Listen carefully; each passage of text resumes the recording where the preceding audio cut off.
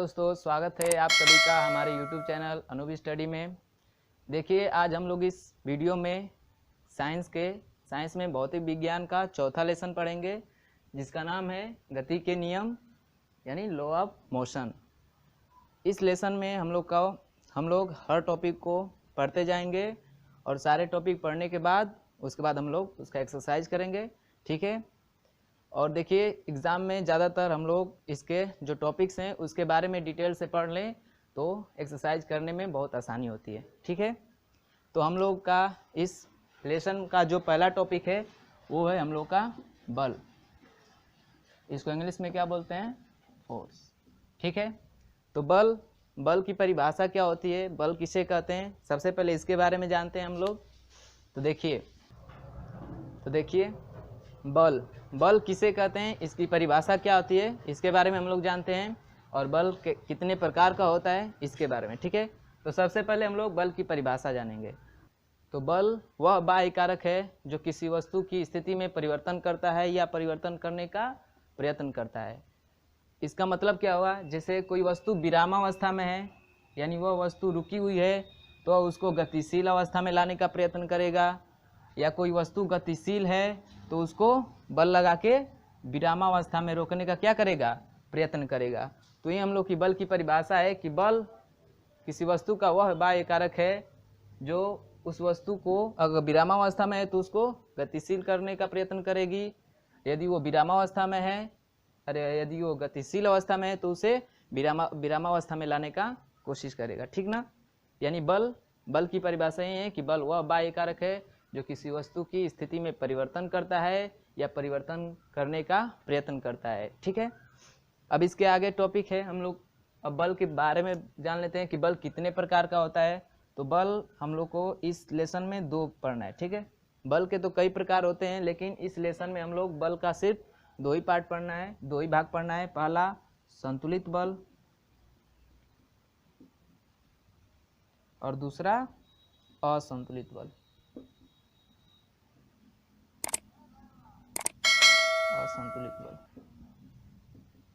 ठीक है।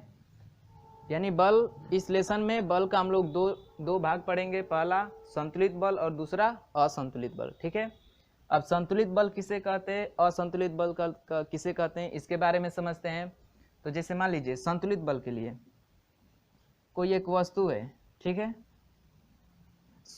इन 2 बलों के लिए कम से कम 2 या 2 से अधिक बल होना आवश्यक है, ठीक है। तो कोई वस्तु है, इस पे कई बल लग रहे हैं, ठीक है, चारों तरफ से। तो किसी वस्तु पर, इसकी परिभाषा सुनिए, किसी वस्तु पर 2 या 2 से अधिक लगने वालों बलों का परिमाण समान हो, मतलब सारे बल इस वस्तु पे समान लग रहे हो, यानी इनका परिमाणी बलों का योग जो होगा वो 0 होगा, ठीक है। तो उस बल को संतुलित बल कहते हैं। जैसे मान लीजिए मैं इधर से भी कितने न्यूटन का बल लगा रहा हूँ, एक न्यूटन का फोर्स लगा, 1 न्यूटन का बल लगा रहा हूँ, ठीक है। इधर से भी 1 न्यूटन का बल लगा रहा हूँ, इधर से भी 1 न्यूटन का बल लगा रहा हूँ और इधर से भी 1 न्यूटन का बल लगा रहा हूँ। तो इस वस्तु पे इन जो बलों का परिमाण है समान है, ठीक है। तो ये जो 1 न्यूटन का बल रहा है, ये जो 1 न्यूटन का बल लग रहा है, इन चारों तरफ से इनका मान क्या है, समान है। तो इस दशा में जो इस वस्तु पे बल लग रहा होगा वो उसे किस प्रकार का बल कहते हैं, संतुलित बल कहते हैं, ठीक है। यानी इनका परिमाणी योग क्या हो जाता है, 0 हो जाता है। यानी इन पे चारों तरफ से एक समान बल लगेगा तो ये वस्तु किधर भी नहीं, एक जगह क्या रहेगी, टिकी रहेगी, ठीक है। उसके बाद से दूसरा आता है हम लोग का असंतुलित बल। असंतुलित बल इसका ठीक अपोजिट होता है, यानी इसमें जो किसी वस्तु पे जो बल लगेगा उसका परिमाण समान नहीं होगा। जैसे मान लीजिए यही वस्तु है, ठीक है, यही वस्तु है, मैं इधर से लगा दे रहा हूँ 5 न्यूटन का बल, इधर से लगा दे रहा हूँ मैं 2 न्यूटन का बल। तब ये दोनों बल समान तो नहीं हैं, तो इसलिए अब ये वस्तु तो जरूर डिसबैलेंस होगी। इधर से ज़्यादा बल लगेगा तो इसका मोशन इधर की तरफ हो जाएगा ना। तो असंतुलित बल कैसे कहते हैं, तो किसी वस्तु पे 2 या 2 से अधिक बल लगे और उनका परिमाणी बल, जो उनका बल हो, बलों का परिमाण हो, वो समान न हो, तो उसको क्या बोलते हैं, असंतुलित बल, ठीक है। तो संतुलित बल, असंतुलित बल, इतना क्लियर हुआ। संतुलित बल किसे कहते हैं? तो किसी वस्तु पर दो या दो से अधिक लगे बलों या दो या दो से अधिक बल लगे और उनका परिमाणी बल क्या हो, परिणामी बल क्या हो, शून्य हो, तो उस वस्तु पर लगने वाले बल को क्या बोलते हैं? असंतुलित बल। इस दशा में जो वस्तु होती है वो अपनी जगह पे ही क्या होती है? स्थिर रहती है, क्योंकि उस पर दोनों तरफ यानी चारों तरफ से समान बल लगाया जा रहा है। तो समान बल लगाया जा रहा है, इधर से भी, इधर से भी, इधर से भी, इधर से भी, तो वो वस्तु एक जगह क्या रहेगी? टिकी रहेगी। दूसरा आता है असंतुलित बल, यानी उस वस्तु पे जो बल लगेगा दो या दो से अधिक, उनका परिमाण जो होगा बराबर नहीं होगा, यानी उनका जो परिमाणी बल होगा, परिणामी बल, वो क्या होगा? शून्य नहीं होगा। तो देखिए इस वस्तु पे हम इधर से 5 न्यूटन का बल लगा दे रहे हैं, इधर से 2 न्यूटन का बल, तो जिधर से बल ज़्यादा लगेगा उसकी दिशा में वस्तु क्या होने लगेगी? मोशन करने लगेगी। ठीक है, तो ऐसे बलों को क्या बोलते हैं? असंतुलित बल बोलते हैं। ओके, अब इसके आगे टॉपिक आता है। ठीक, अब इसके आगे टॉपिक हम लोग इस लेसन के बारे में पढ़ेंगे। ठीक है, इस लेसन का ही नाम क्या है? गति के नियम। तो अगला हम लोग का टॉपिक है गति के नियम ही। अब गति के नियम में कौन नियम दिए थे? तो हमारे साइंटिस्ट जो थे न्यूटन ने ही गति के 3 नियम दिए हैं, और इन्हीं 3 नियमों को हम इस लेसन में हम लोग को क्या करना है? पढ़ना है। तो देखिए पढ़ते हैं उसको आगे। न्यूटन का गति विषयक नियम। ठीक है, तो हम लोग पढ़ेंगे न्यूटन का गति विषयक नियम। तो इन्होंने पहला नियम क्या दिया था? न्यूटन ने पहला नियम क्या दिया था? न्यूटन के गति विषयक नियम। ठीक है, तो इसमें हम लोग पहला इनका नियम पढ़ेंगे कि इन्होंने पहला नियम कैसा दिया था, किसके बारे में दिया था। तो इन्होंने पहला नियम दिया था जड़त्व के बारे में। ठीक ना, इनके पहले नियम को बोलते हैं जड़त्व का नियम।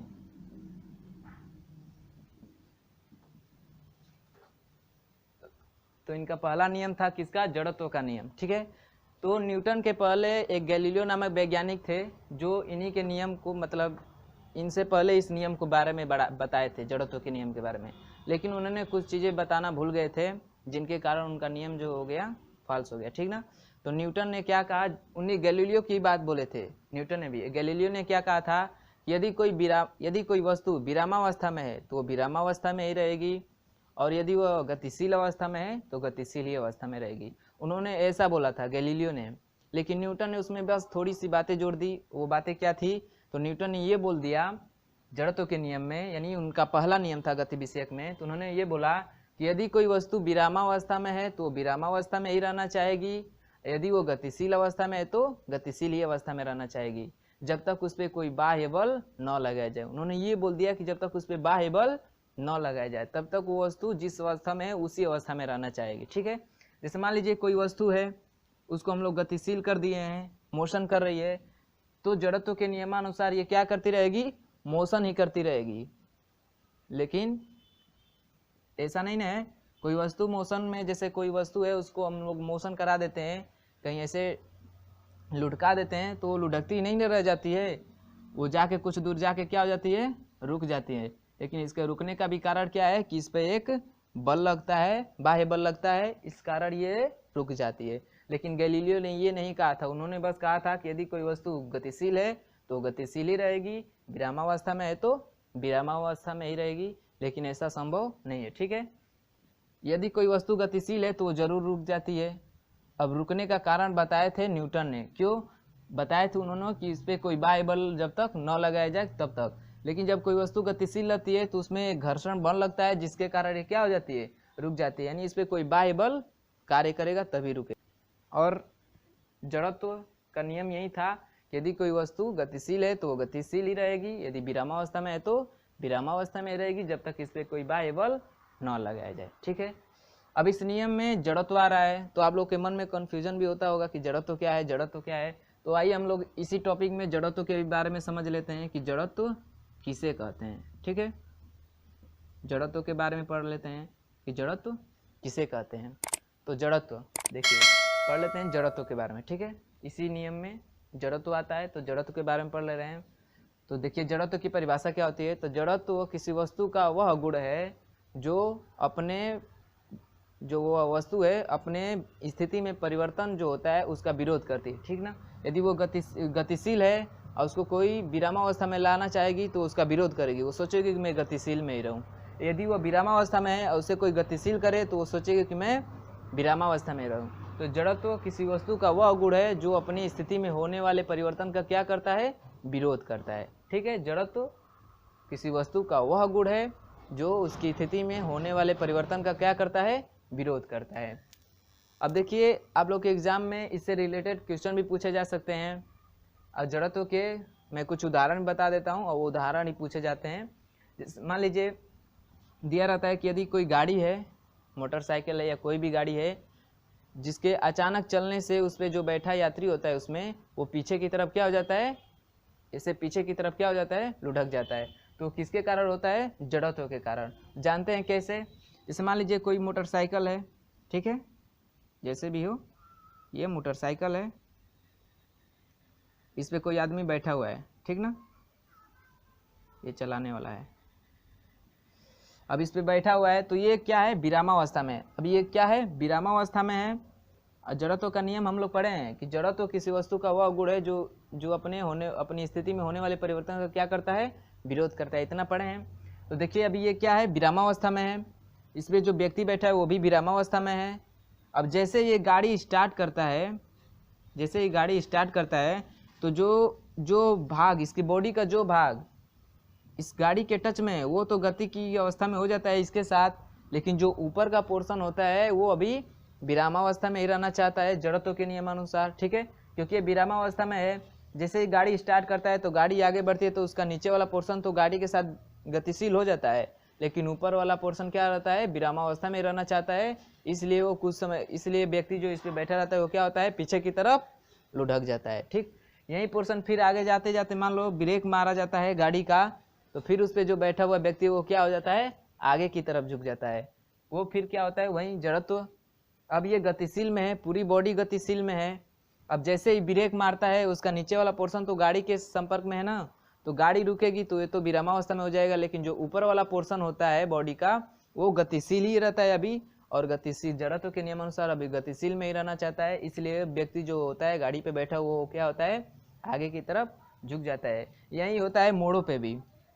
मोड़ पे भी जब बसें या गाड़ियाँ मोड़ा जाता है तो जिस डायरेक्शन में मोड़ा जाता है उसके अपोजिट डायरेक्शन में क्या होता है, व्यक्ति ऐसे लुढ़क जाते हैं, ठीक। तो ये सब किसका उदाहरण है, जड़त्व का उदाहरण है।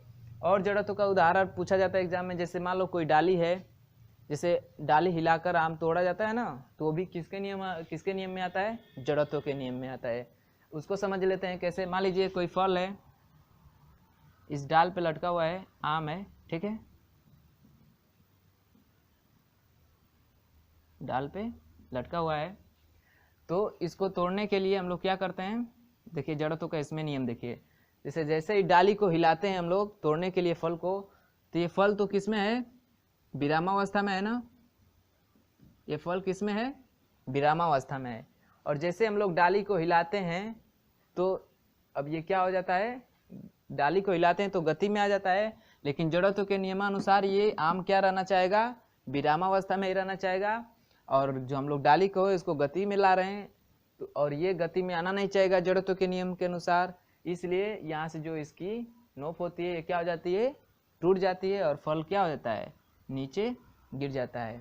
अगर देखे होंगे कोई आम जो होते हैं या कोई भी फल हो, हिलाते हैं तो वो जल्दी टूटता नहीं है। क्यों, क्योंकि वो भी डाली के, अगर वो भी डाली के साथ मोशन में आ गया तो टूटेगा नहीं, ठीक है, वो टूटेगा नहीं। लेकिन जो मोशन में नहीं आना चाहिए, यानी जिसपे जड़त्व का नियम अगर ज़्यादा लागू है तो वहीं आम क्या हो जाते हैं, टूट जाते हैं, ठीक है। कभी कंबल झाड़े होंगे आप लोग, कंबल का झाड़ना भी किस में आता है, जड़त्व का ही उदाहरण है। जैसे मान लीजिए कोई कंबल है, इसमें धूल के पार्टिकल क्या है, फंसे हुए हैं। तो जैसे हम लोग इस कंबल पे डंडा मारते हैं तो कंबल क्या हो जाता है, मोशन में आ जाता है, लेकिन उसमें जो धूल के पार्टिकल होते हैं वो विरामावस्था में ही रहना चाहते हैं। जैसे इस पर जैसे ही लाठी मारेंगे तो ये क्या होगा, कुछ ऐसा होगा, और इसमें का जो इस तरह होगा कुछ ऐसे, और इसमें का जो धूल कण होंगे इसमें फंसे होंगे वो नीचे क्या हो जाएंगे, गिर जाएंगे। तो ये सब क्या है, हम लोग का जड़त्व में आता है, ठीक है। जड़त्व के सब उदाहरण है। जैसे गाड़ी के अचानक चलने से व्यक्ति जो उस पर बैठा वो पीछे की तरफ झुक जाना, फिर अचानक गाड़ी को ब्रेक मारने पर व्यक्ति का आगे की तरफ झुक जाना। जैसे मोड़ है, मोड़ों पर मोड़ के विपरीत दिशा में झुकना। ठीक, आम डाली, जैसे आम का डाली को हिलाकर कोई फल तोड़ना या कंबल झाड़ना, ये सब किसके उदाहरण है? हम लोग के जड़त्व का। ठीक है, और इसी जड़त्व में जो पहला नियम था, इसी जड़त्व के बारे में बताया था किसने? न्यूटन ने। तो इस नियम को ही हम लोग बोलते हैं जड़त्व का नियम। न्यूटन के पहले नियम को क्या बोलते हैं? जड़त्व का नियम। ये भी आपको क्वेश्चन में पूछा जा सकता है। ठीक है, तो फिर से इस नियम को बता देते हैं कि जड़त्व के नियम में न्यूटन ने क्या बताया था कि यदि कोई वस्तु गतिशील है तो गतिशील ही रहना चाहेगी, यदि विरामावस्था में है तो विरामावस्था में ही रहना चाहेगी, जब तक उस पर कोई बाह्य बल न लगाया जाए। ठीक है, इतना क्लियर है। आगे हम लोग पढ़ते हैं इनका दूसरा नियम, द्वितीयक नियम, जिसको बोलते हैं बल का नियम। ठीक है, तो इसको अगर इतना नोट करना होगा तो वीडियो को पॉज करके नोट कर लीजिएगा, मैं इसको इरेज कर रहा हूँ। ठीक है, तो इनका दूसरा जो नियम था वो बल का नियम था, यानी इनका दूसरा जो नियम था उस नियम को बोलते हैं बल का नियम। बल का नियम, इस नियम में क्या बताया था न्यूटन ने? दूसरे नियम में, बल के नियम में, कि किसी वस्तु पे लगाया गया कुल बल यानी फोर्स, किसी वस्तु पे लगाया गया कुल बल उस वस्तु के द्रव्यमान किसको दिखाते हैं? द्रव्यमान को किसे दिखाते हैं? उस वस्तु के द्रव्यमान और बल लगाने से उस वस्तु में उत्पन्न त्वरण के गुणनफल के बराबर होता है। ठीक है, बल के नियम में न्यूटन ने यह बताया था कि किस वस्तु पे लगाया गया कुल बल उस वस्तु के द्रव्यमान और उसमें उत्पन्न त्वरण के गुणनफल के क्या होता है? बराबर होता है। जैसे बल को हम लोग किससे दर्शाते हैं? F से, द्रव्यमान को m से और त्वरण को a से। ठीक है, तो ये हम लोग का दूसरा नियम है कि न्यूटन का, किसी वस्तु पे लगाया गया कुल बल, नेट बल, उस वस्तु के द्रव्यमान और उसमें उत्पन्न त्वरण के गुणनफल के क्या होता है? बराबर होता है। ये कौन सा नियम था हम लोग का? दूसरा नियम। वो क्या है? बल का नियम। और बल का नियम में इतना ही आपको याद रखना है, ये फार्मूला याद रख लीजिए। ठीक है, फार्मूला ही पूछा जाता है, इसी को इधर उधर करके पूछा जाएगा। इसी में से ए निकालना होगा तो क्या हो जाएगा? F/m हो जाएगा। यदि m लाना हो तो F/a हो जाएगा। तो ये फार्मूला भी आप लोग ध्यान में रखिएगा, ये फार्मूला भी आपको क्वेश्चन में पूछे जाते हैं। ठीक है, या ऐसे पूछ दिया जाएगा कि न्यूटन का दूसरा नियम है और कुछ फार्मूले दे दिए रहेंगे, तो दूसरा नियम आपको ये दिखे, इन तीनों में से कोई भी दिखे तो उस पर आप लोग ठीक मार दीजिएगा। ठीक है, आगे पढ़ते हैं हम लोग इनका तीसरा नियम। ये तीसरा नियम पढ़ने से पहले इसके बारे में जान लेते हैं, इसके मात्रा के बारे में। ठीक है, बल के मात्रा के बारे में जान लेते हैं। ठीक, तो यहाँ से मात्रक निकालिए, इस फार्मूले से बल का मात्रक निकालते हैं। तो देखिए F बराबर क्या होता है? m इंटू ए। m क्या है? द्रव्यमान है। द्रव्यमान का मात्रक क्या होता है? किलोग्राम।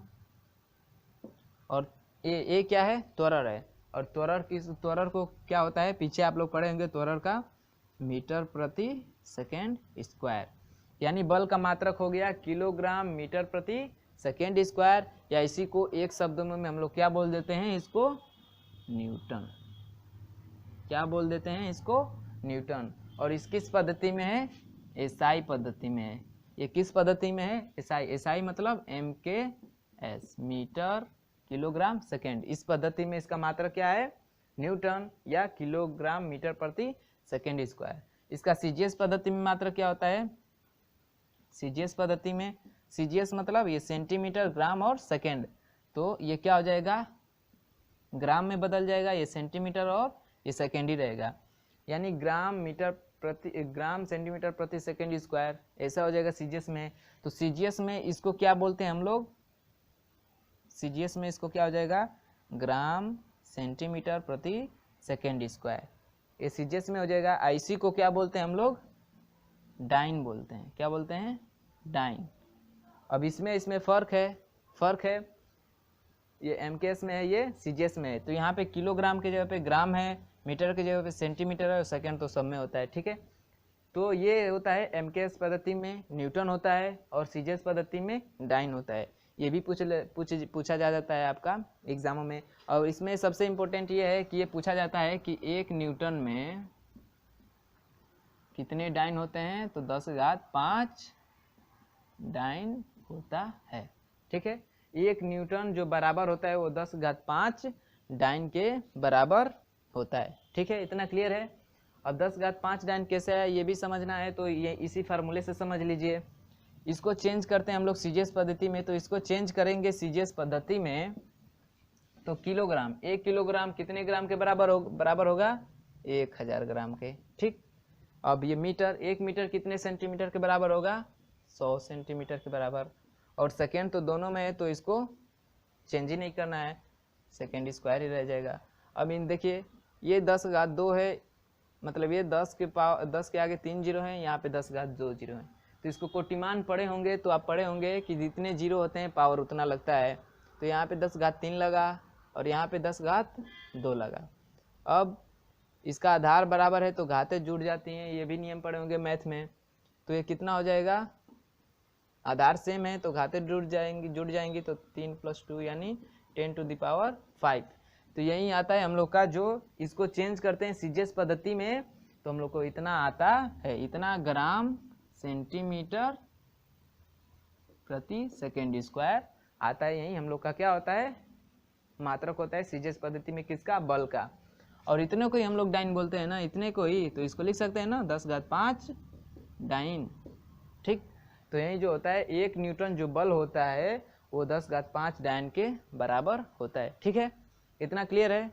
अगर नोट करना होगा तो फिर से आप वीडियो को पॉज करिए, इतना नोट। तो चलिए 2 नियम हो गए न्यूटन के गति विषयक नियम में 2 नियम हम लोग पढ़ लिए। अब तीसरा नियम पढ़ते हैं। तीसरा नियम क्या है उनका, तीसरा नियम क्या है, तो तीसरा नियम को कौन सा नियम बोलते हैं, क्रिया प्रतिक्रिया का नियम।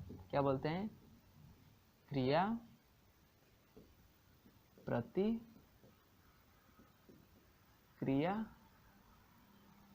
का नियम, ठीक है।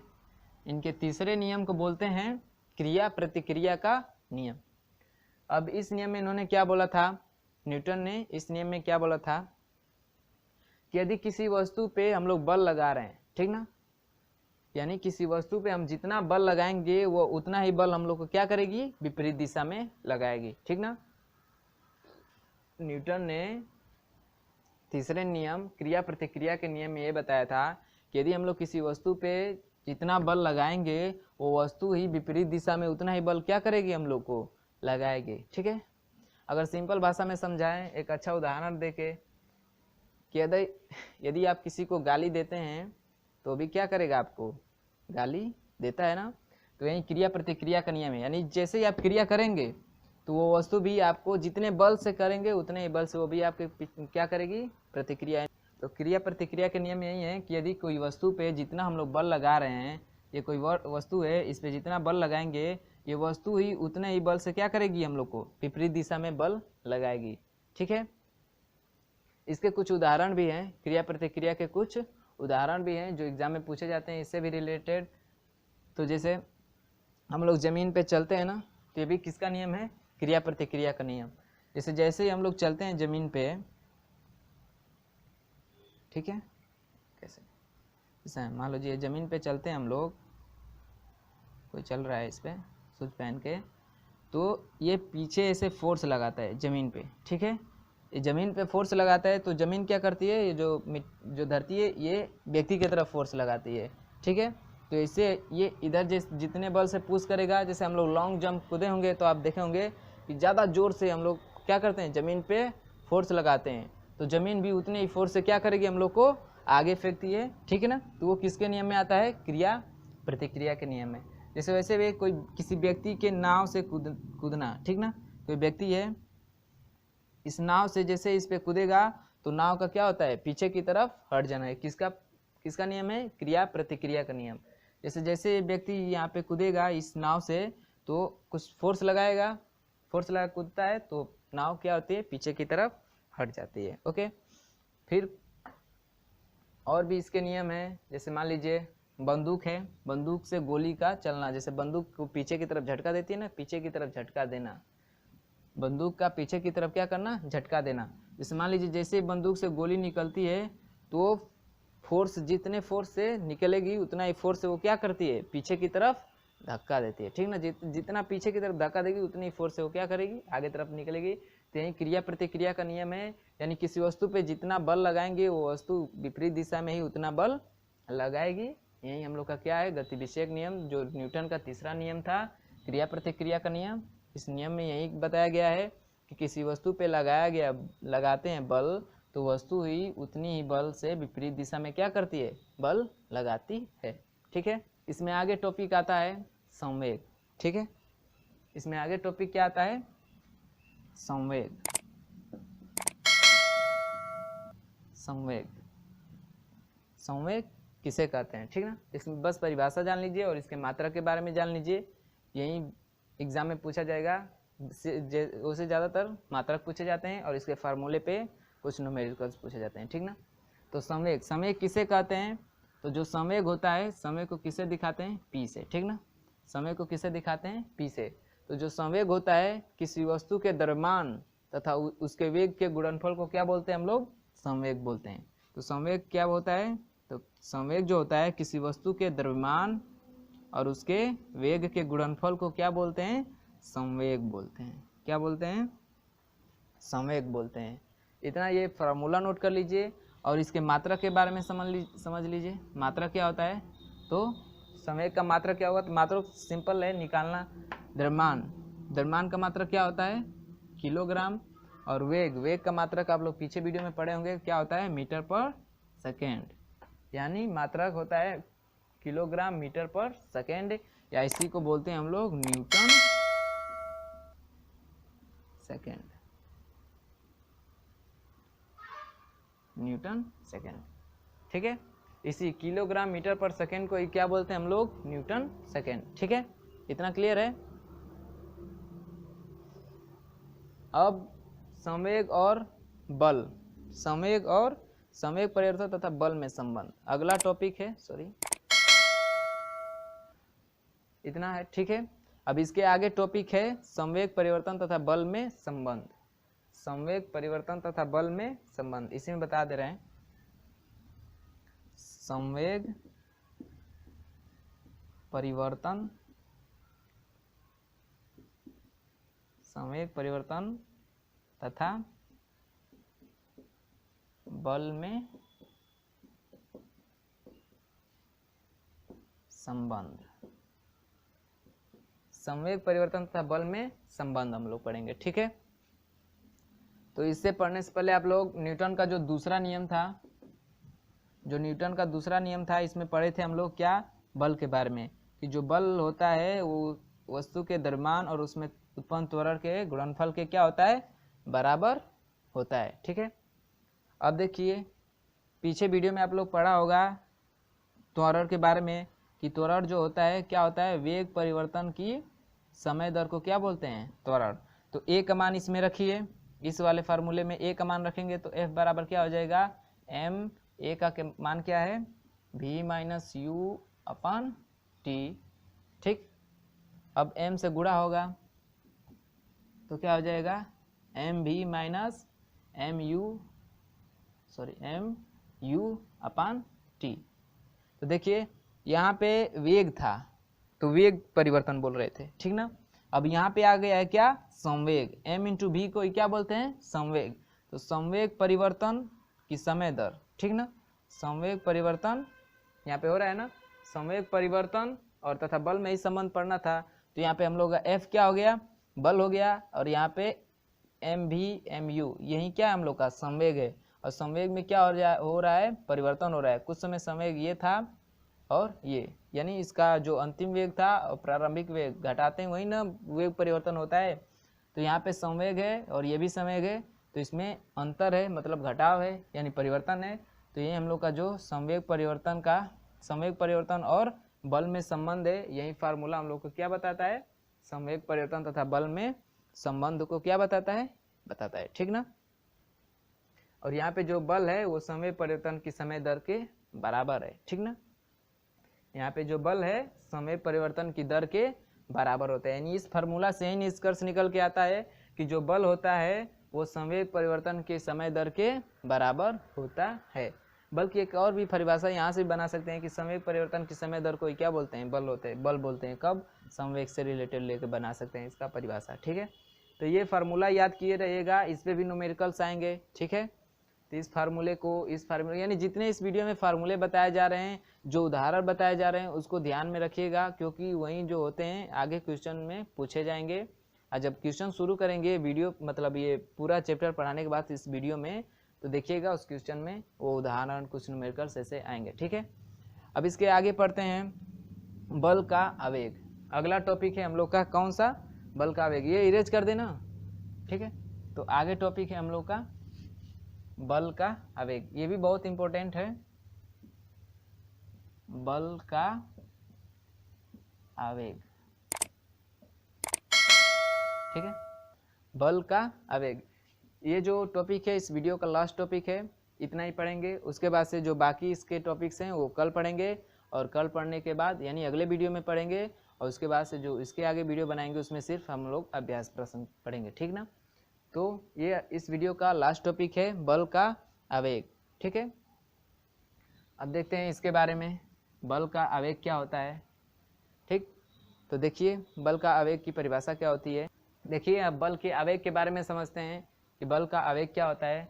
देखिए यदि कोई वस्तु पे, बल का आवेग की परिभाषा समझिए, यदि कोई वस्तु है इस पे कोई बल अल्प समय यानी डेल्टा टी यानी थोड़े समय के लिए लगाया जाए, तो उस बल और उस समय अंतराल के गुणनफल को क्या बोलते हैं हम लोग, आवेग बोलते हैं। आवेग को आई से दर्शाते हैं, बल का आवेग को आई से दर्शाते हैं, इसको सिंपल भाषा में आवेग बोलते हैं। ठीक ना, आवेग किसे कहते हैं। तो किसी वस्तु पे यदि कोई बल अल्प समय के लगाया जाए यानी कुछ समय के लिए लगाया जाए, तो उस बल और उस समय अंतराल के गुणनफल को क्या बोलते हैं हम लोग, आवेग बोलते हैं। इसके भी कई उदाहरण, जैसे क्रिकेट खेलते समय खिलाड़ियों को देखे होंगे, कैच करते समय कैच करता है तो वो हाथ को ऐसे खींचता है। वो किस लिए खींचता है, वो बल के आवेग में ही आता है। ठीक ना, जैसे ही समय अंतराल बढ़ेगा तो बल का मान कम हो जाता है। ठीक ना, जैसे हाथ कैच लेते हैं तो ऐसे खींचते हैं, इसमें समय बढ़ाया जाता है जिससे हाथ में बहुत कम चोट लगती है। ठीक ना, वैसे ही गाड़ियों में साकर लगाए जाते हैं, किस लिए, बल को ही कम करने के लिए। तो आवेग, बल का आवेग में क्या हो गया, यदि किसी वस्तु पे कोई बल कम समय के लिए यानी अल्प समय के लिए लगाया जाए, तो बल और उस समय अंतराल के गुणनफल को क्या बोलते हैं, आवेग बोलते हैं। क्या बोलते हैं, आवेग बोलते हैं। अब इसके और फार्मूले को कुछ बढ़ाया जाए तो आई बराबर, देखिए क्या होता है, जैसे F बराबर यहाँ पड़े है ना, F बराबर यहाँ पे M V minus M U upon T, और यहाँ पे क्या है, टी है। ठीक, तो यहाँ से टी से टी कैंसिल हो जाएगा, तो जो आई होगा वो किसके बराबर हो जाएगा, M V minus M U, या इसको निकाल दे तो क्या हो जाएगा, एम वी माइनस यू। यानी ये आ रहा है कहाँ पे, इसको क्या बोलते हैं हम लोग, संवेग परिवर्तन ही बोलते हैं ना। तो जो बल का आवेग होता है वो किसके बराबर होता है, संवेग परिवर्तन के बराबर ही होता है। और इसका मात्रक भी सेम संवेग के जैसा ही होता है। संवेग का मात्रक क्या होता है, किलोग्राम मीटर प्रति सेकेंड, या इसी को क्या बोलते हैं, न्यूटन सेकेंड। ठीक, तो आवेग का भी मात्रक क्या होता है, संवेग के मात्रक के ही समान होता है। इसका भी मात्रक क्या होता है, न्यूटन सेकेंड या किलोग्राम मीटर पर सेकेंड, और संवेग का भी मात्रक क्या होता है, किलोग्राम मीटर पर सेकेंड, या उसको बोलते हैं क्या, न्यूटन सेकेंड। ठीक है, तो इस वीडियो में बस इतना ही, आगे टॉपिक अगले वीडियो में पढ़ेंगे। तब तक के लिए बाय बाय।